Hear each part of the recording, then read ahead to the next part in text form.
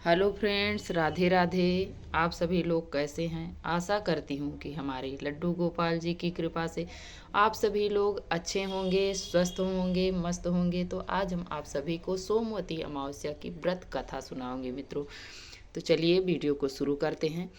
तो मित्रों, एक नगर में एक साहूकारनी रहती थी और उसके 7 बेटे और 7 बहुएं थी और उसके एक बेटी भी थी। उसके यहाँ एक ब्राह्मण रोज आता था सीधा लेने, भिक्षा मांगने। तो उसकी रोज बहुएं देती थी, भिक्षा रोज देती थी। और उसकी एक बेटी जो थी, उसने एक दिन दिया तो उससे नहीं लिया। और उन्होंने बोला, ब्राह्मण ने उस लड़की से कि तुम्हारे भाग्य में बहुत कष्ट है, तुम्हें बहुत दुख लिखा है।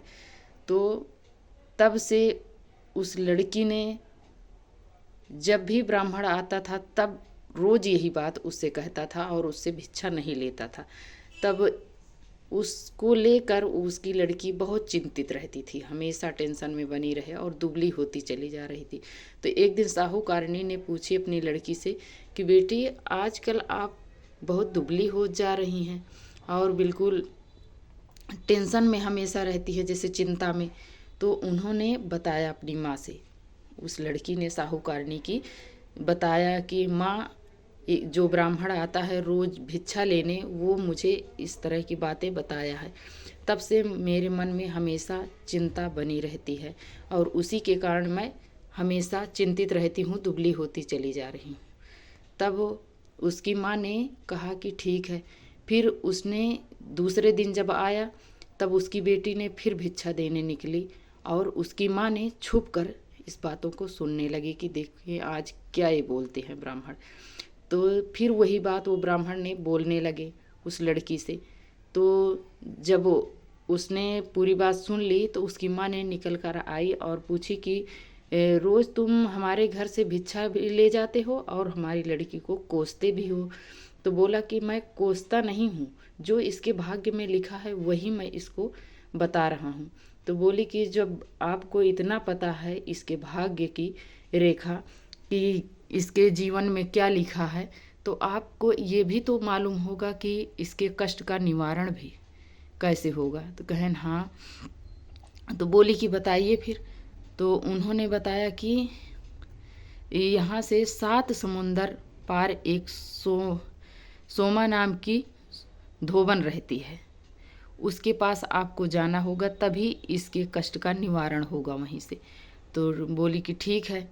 तब वो जो साहूकारनी थी उन्होंने अपने घर से चल दिया और जाते जाते जाते जाते उसे बहुत दूर था, तो उसे थकान भी लग गई और धूप बहुत थी। तो उन्होंने एक पीपल का पेड़ था, उसी के नीचे वो बैठ गई, सोची कि थोड़ी देर यहाँ पर हम आराम कर लेते हैं।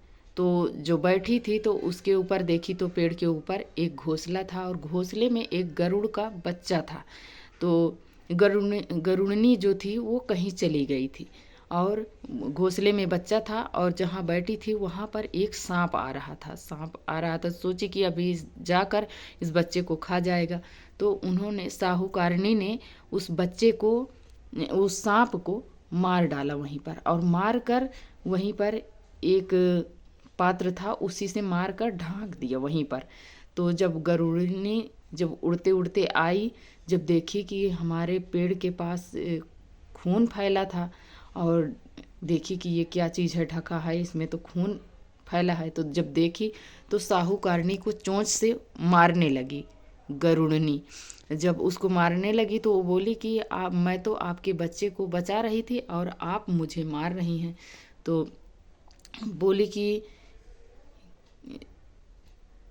तब वो गरुड़नी बोली कि जब ऊपर देखी तो उसका बच्चा था, तो जब देखी कि है तो उन्होंने साहूकारनी से पूछा कि अच्छा आप मांगो, जो मांगना चाहती हो, क्या मांगना चाहती हो। तो बोली कि मैं कुछ नहीं चाहती हूँ, यहाँ से 7 समुंदर पार एक सोमा धोबन रहती है, हमें उसके पास जाना है, हमें वहाँ पहुँचा दोगी। तो बोली कि ठीक है, आओ बैठो मेरी पीठ पर। तो जो वो साहूकारनी थी गरुड़नी के पीठ पर बैठ गई और वो उड़ते उड़ते उसके घर पहुंचा दी, सोमा धोबन के पास। तो जब वो वहाँ पहुँची तो सोची अब मैं क्या कहूँ, कैसे बोलूँ, तो उन्होंने छिप गई वहाँ। छिप गई तो सोमा धोबन के पास भी 7 बेटे और 7 बहुएं थीं। तो उनके घर में काम को लेकर बहुत लड़ाई होती थी, रोज़ लड़ाई होती रहती थी, चिक चिक होती रहती थी। तो उन्होंने बहुओं को रोज़ डांटती फटकारती रहती थी कि तुम लोग काम नहीं करती हो, लड़ती रहती हो। तो ऐसे करते करते जब शाम हो गई, उनकी बहुएं बेटा सब लोग सो गए, तो वो साहूकारनी जो गई थी उनके घर का जो भी कार्य था, झाड़ू पोंछा, कपड़ा, किचन लैट्रिन बाथरूम का जो भी काम था, मतलब साफ़ सफाई के पूरा उनका कर देती थी। और उनके यहाँ एक गाय थी, गाय का चारा भूसा करती थी और खाना भी बना देती थी।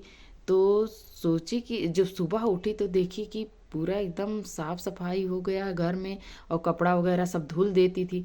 तो सोची कि हाँ, अभी तक तो हमारी बहुएं बहुत लड़ती थी काम को लेकर, अब तो हमारे घर में बहुत शांति भी है और सारा काम भी फिनिश हो जाता है जल्दी सुबह सुबह। तो रोज़ाना ऐसे होता था। तो एक दिन सोची वो सोमा धोबन की एक दिन पूछी अपनी बहुओं से कि आजकल तुम लोग लड़ती नहीं हो, पहले तो बहुत लड़ती थी काम को लेकर और आजकल अब लड़ाई भी नहीं होती और काम भी सब अच्छे से हो जा रहा है। तो बहुएं बोली कि माँ जी, हमने सोचा कि जो काम करना ही है तो क्यों लड़ाई करके करें, चलो हम लोग मिल बांट के ऐसे काम कर लेते हैं अच्छे से, लड़ाई नहीं करेंगे। तो उस जो सोमा धोबन थी उन्होंने सोचा कि हाँ, ऐसे कैसे हो सकता, अभी तक तो ये लोग इतना लड़ती थी काम को लेकर, अब इन्होंने ऐसे बता रही हैं कि हम लोग कर लेते हैं मिल बांट के। तो चलो आज रात में हम देखते हैं कैसे करती है, कौन बहू करती है। तो वो छुप गई और जब ये साहूकारनी रात हुई, सब लोग सो गए, तो ये गई फिर वैसे रोजाना की तरह अपना काम सब कर शुरू कर दी काम करना।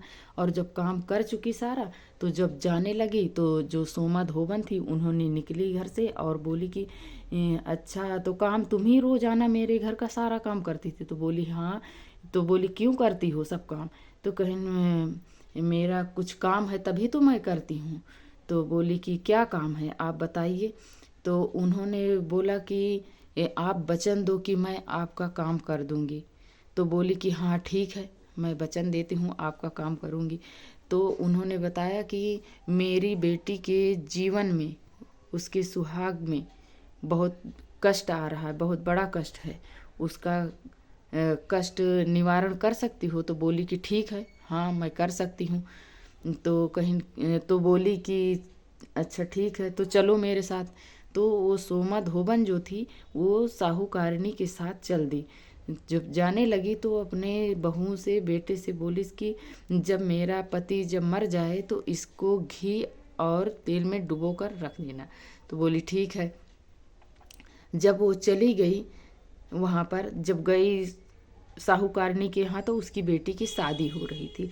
तो वहाँ पर सोमा धोबन जो थी वो वहाँ पर बैठ गई मंडप में और एक करवा ली थी। करवा में पूरा करवा दूध से भर दी और उसमें एक तांत से उसको बांध दी। बांधने के बाद वहीं पे बैठी थी, तब तक देखा कि शादी हो रही थी और एक सांप आ रहा है। और सांप को जब देखी तो उसका जो जमाई था साहूकारनी का, वो देख कर सांप को वहीं पर एक्सपायर हो गया। जब एक्सपायर हो गया तो जो सोमा धोबन थी उन्होंने अपने टीके से कुमकुम निकाला, मांग से सिंदूर निकाला, आँख से काजल निकाली, हाथ से मेहंदी निकाली और बाईं अंगुरी से, एकदम कनगुरी से छोटी वाली से, उससे छींटा मारा उसके ऊपर, उसके जमाई के ऊपर। उसने उठकर बैठ गया।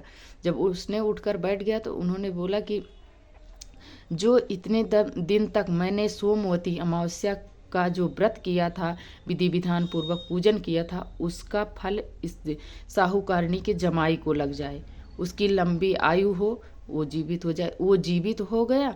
तब जब शादी उदी हो गई तो सोमा धोबन जो थी उन्होंने जब जाने लगी वहाँ से, तो बोली कि साहूकारनी बोली कि आप जा रही हो तो बताओ आपको क्या दें, हम क्या लोगी? तो उन्होंने बोला कि मैं तो कुछ नहीं लूँगी, मुझे कुछ नहीं चाहिए, मुझे यदि हो सके आपके पास हो तो मुझे एक हांडी दे दीजिए। तो उन्होंने, जो साहूकारनी थी, उन्होंने एक हांडी दी। उसकी लड़की की शादी उदी हो गई, वो चली गई बेटी अपने घर, और जब सोमा धोबन जाने लगी तो उसे हांडी वो मांगी तो हांडी दे दी। और जाते समय बहुत दूर था, 7 समुंदर पार, तो जाते जाते एक सोमवती अमावस्या पड़ी। और जब सोमवती अमावस्या पड़ी रास्ते में, तो सोमा धोबन जो थी वो एक पीपल का वृक्ष था रास्ते में, उसी पीपल के वृक्ष में उन्होंने अपना व्रत किया और करके जब जाने लगी तो जो हांडी थी, रास्ते में तो कुछ उनके पास था नहीं भाई कोई चीज़, तो वो हांडी थी, तो वो हांडी को फोड़ कर वहीं पर गाड़ दी ज़मीन में, पीपल के वृक्ष के नीचे गाड़ कर, और वो चली गई। जब गई अपने घर पहुंची तो देखी कि उसका पति भी एक्सपायर हो गया था, और ब्राह्मण देवता फिर आ गए मांगने। जब आए भिक्षा मांगने तो उन्होंने मांगा कि मुझे कुछ भिक्षा दो, तो बोली कि मेरे पास तो कुछ नहीं है, मैं क्या दूं। तो बोले कि आप सोमवती अमावस्या का व्रत करके आ रही हैं और बोल रही कि मेरे पास कुछ नहीं है, मैं क्या दूं। तो बोली कि मेरे पास तो कुछ नहीं है, यदि आपको नहीं विश्वास है, लेना ही है, तो आप जाइए, वहाँ पर मैं करके आई हूँ और जाकर आप देख लीजिए। तो वो जो ब्राह्मण था वो गया वहाँ पर पीपल के पेड़ के नीचे, जहाँ पर वो सोमा धोबन करके आई थी अपना व्रत हांडी गाड़ के। तो वो जो हांडी थी उसको ब्राह्मण ने उठाया, और जब उठाया तो उसके नीचे देखा कि 108 सोने के सिक्के थे, और उन्होंने उस सिक्कों को लेकर आया ब्राह्मण ने। तो सोमा धोबन से बोला कि आपसे मैं जब बोल रहा था कि मुझे कुछ दे दो भिक्षा, तो बोल रही थी कि मैं तो वहाँ से आ रही हूँ, रास्ते में व्रत की थी, मेरे पास कुछ था ही नहीं, तो मैं क्या दूँ। तो मैं गया वहाँ, इतना सोना 108 सिक्का मुझे मिला है, तो इसमें से आप कुछ ले लीजिए, 4 भाग में एक ही भाग मेरा हिस्सा है, चौथाई ही हिस्सा मेरा है। तो बोली कि नहीं, आपने जब गए वहाँ पर आपको मिला तो आप ले लीजिए, मैं इसमें से कुछ नहीं लूँगी, मेरा ये कुछ नहीं है, मैंने वहाँ गाड़ा थोड़ी ना था, मेरी पूजा को भगवान ने स्वीकार किया, आपको दिया है तो आप ले लीजिए। तो जब जाने लगा वो ब्राह्मण लेके, तो उन्होंने बोला कि जाते समय आप जा रहे हो तो पूरे नगर में आप बोल देना कि जितनी सुहागन औरतें हैं वो सोमवती अमावस्या का व्रत रखें, उनके सुहाग की रक्षा होगी।